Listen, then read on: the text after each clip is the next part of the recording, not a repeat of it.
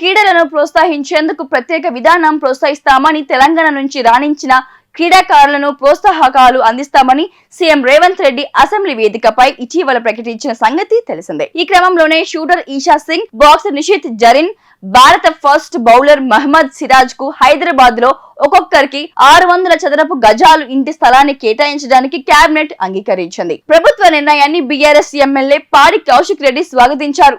అంతేకాకుండా మాజీ క్రికెటర్లు ప్రజ్ఞ, ఓజా, అంబటి రాయుడు, బ్యాడ్మింటన్ స్టార్ గుత్తు జ్వాలకు సైతం నగరంలో భూమిని కేటాయించాలని విజ్ఞప్తి చేశారు.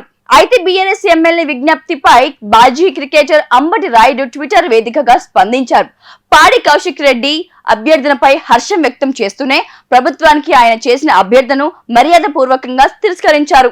తనకు ఎలాంటి స్థలం అవసరం లేదని అన్నారు. కౌశిక్ రెడ్డి గారు, క్రీడాకారులను ప్రోత్సహించడం చాలా ముఖ్యం. భారత క్రికెట్ మహమ్మద్ సిరాజ్ చేసిన కృషికి గుర్తింపు లభించినందుకు చాలా సంతోషంగా ఉంది. నేను ప్రభుత్వాన్ని ఎప్పుడు ఏమీ అడగలేదు, ఏమీ ఆశించలేదు. క్రీడాకారులలో నైపుణ్యాలు మెరుగుపరచడానికి, అభివృద్ధి చేయడానికి మద్దతు చాలా అవసరము. క్రికెటర్లుగా మేము ఆర్థికంగా బాగా నిలదొక్కున్నాం.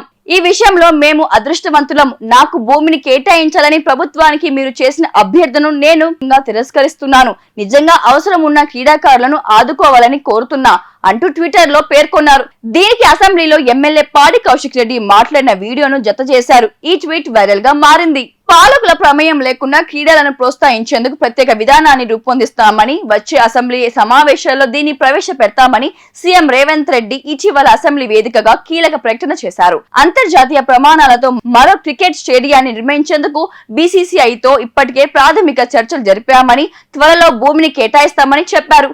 అంతర్జాతీయ క్రీడాకారులు నిఖిత్ జరీన్, మొహమ్మద్ సిరాజ్ కు గ్రూప్ 1 ఉద్యోగం ఇవ్వాలని మంత్రివర్గంలో నిర్ణయించినట్లు పేర్కొన్నారు. సిరాజ్ కు చాలినంత విద్యా అర్హత లేకపోయినా చట్టంలో వెసులుబాటు చేసి ఉద్యోగం, ఇతర ప్రోత్సాహకాలు అందిస్తామన్నారు. క్రీడలను ప్రోత్సహించేందుకు ఎన్నడూ లేని విధంగా బడ్జెట్ తో 360 కోట్లు కేటాయించమని అన్నారు.